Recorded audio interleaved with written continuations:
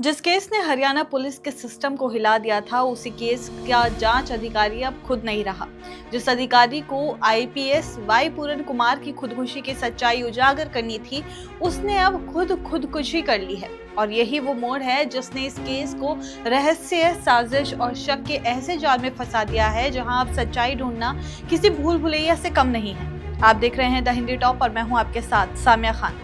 हरियाणा के चर्चित IPS Y पूरन Kumar suicide case में अब एक नया और चौंकाने वाला ट्विस्ट सामने आया है। इस केस के इन्वेस्टिगेशन ऑफिसर यानी कि रोहतक साइबर सेल के इंचार्ज संदीप लाठर ने आत्महत्या कर ली है।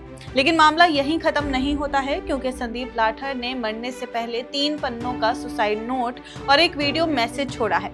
इस वीडियो में उन्होंने जो कहा है उसने पूरे हरियाणा पुलिस सिस्टम को हिला दिया है।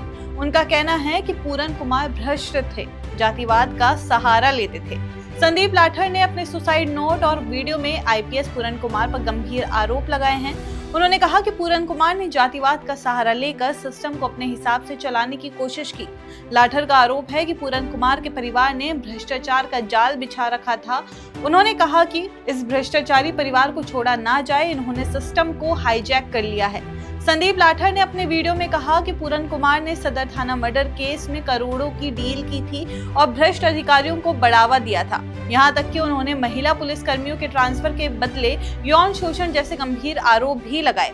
उन्होंने कहा कि मैं सच्चाई की कीमत चुका रहा हूँ। वीडियो में संदीप लाठर बेहद भावुक और तनाव में नजर आए। उन्होंने कहा कि मैं संदीप कुमार आपको सच्चाई से अवगत कराना चाहता हूँ। सच्चाई की कीमत बहुत बड़ी होती है, उसकी आहुति मैं खुद दे रहा हूँ। भ्रष्ट अफसरों ने पूरे सिस्टम को जकड़ लिया है, मैं सच्चाई की राह पर अपनी कुर्बानी दे रहा हूँ। लाठर ने खुद की तुलना भगत सिंह से करते हुए कहा कि जिस तरह भगत सिंह ने देश को जगाने के लिए अपना जीवन दिया, वो भी अब भ्रष्टाचार और जातिवाद के खिलाफ अपनी आहुति दे रहे हैं।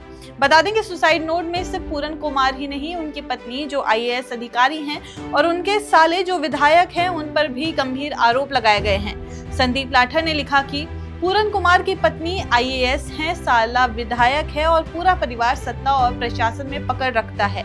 इन्हीं की वजह से पूरन कुमार को ताकत मिलती है। ट्रांसफर, पोस्टिंग से लेकर घूसखोरी तक सब कुछ इनके इशारे पर होता है। उनका दावा था कि जब मुख्यमंत्री तक मामला पहुंचा, तब जाकर पूरन कुमार का ट्रांसफर हुआ था। लेकिन अब सबसे बड़ा सवाल यही उठ रहा है कि एक जांच अधिकारी जिसे सच्चाई तक पहुंचना था, उसने खुद अपनी जान क्यों दे दी?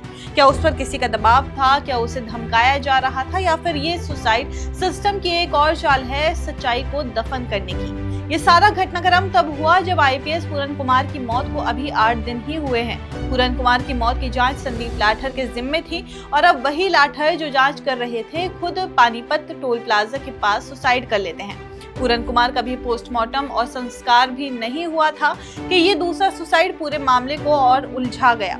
अब सवाल उठ रहा है कि जब जांच अधिकारी ही मर गया, तो अब इस केस की जांच कौन करेगा? क्या सरकार अब सीबीआई को जांच सौंपेगी या फिर ये केस भी धीरे धीरे राजनीतिक दबाव के नीचे दब जाएगा? एक तरफ पूरन कुमार के परिवार का आरोप है कि उन्होंने जातिगत उत्पीड़न और साजिश की वजह से सुसाइड करना पड़ा। वहीं अब संदीप लाठर के सुसाइड नोट में कहा गया है कि पूरन कुमार ही भ्रष्टाचार का केंद्र थे। यानी कहानी अब पूरी तरह उलट गई है। वो शख्स जो पहले पीड़ित कहा जा रहा था, अब दूसरे के सुसाइड नोट में आरोपी बन गया है।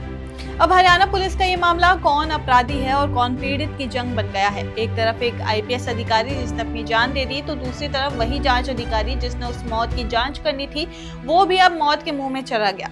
दोनों ने सुसाइड नोट छोड़े हैं, दोनों ने आरोप लगाए हैं, लेकिन दोनों अब इस दुनिया में नहीं रहे। सच्चाई बीच में फंसी है और अब सवाल ये है कि क्या ये सच्चाई कभी सामने आएगी? आपकी इस खबर पे जो भी राय है, हमें कमेंट्स करके जरूर बताइए और ऐसे ही और जानकारी के लिए आप हमारे चैनल द हिंदी टॉप को सब्सक्राइब कर लें। इसके अलावा आप हमें एक्स, फेसबुक और इंस्टाग्राम पर भी फॉलो कर सकते हैं।